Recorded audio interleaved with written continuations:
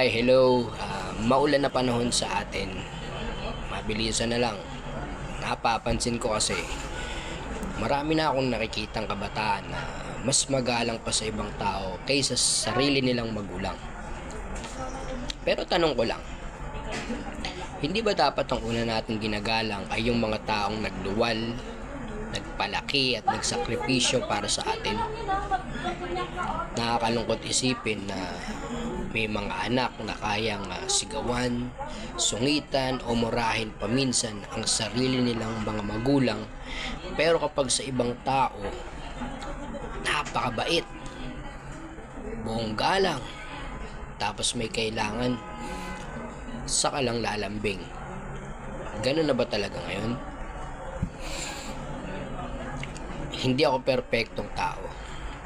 Aminado ako na maraming beses na akong sumablay. May mga taong napagsasalitaan ko ng masama, lalo na yung mga nawawalan ng respeto sa akin.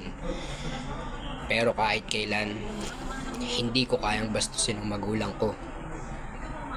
Kahit gaano ako kakasalbahin noon, kahit gaano katigas yung ulo ko, yung paggalang sa magulang, yun ang hindi ko kailanman natutunang baliin. At gusto ko lang ipaalala na walang aasenso sa taong bastos sa magulang.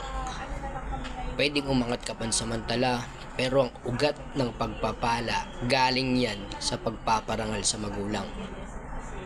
Kung paano mo sila itrato ngayon, babalik yan sa'yo mas malala pa minsan.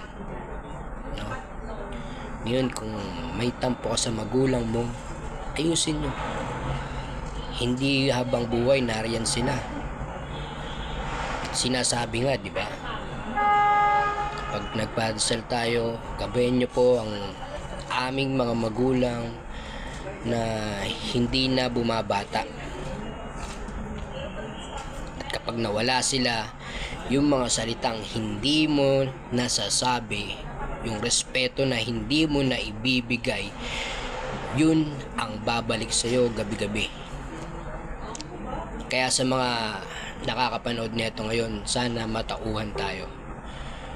Walang masama sa pagiging mabait sa ibang tao, pero siguraduhin mong hindi ka nagpapakahipokrito. Kasi kung magalang ka sa iba, pero bastos ka sa magulang mo, may mali dyan, kaibigan. No? May mali sa ginagawa mo. Igalang ang magulang, hindi dahil utos lang ng Diyos, kundi dahil sila ang unang nagmahal sa atin bago pa ang kahit sino. Okay? Kung mahal mo ang magulang mo, ipakita mo. Hindi bukas, kundi ngayon na.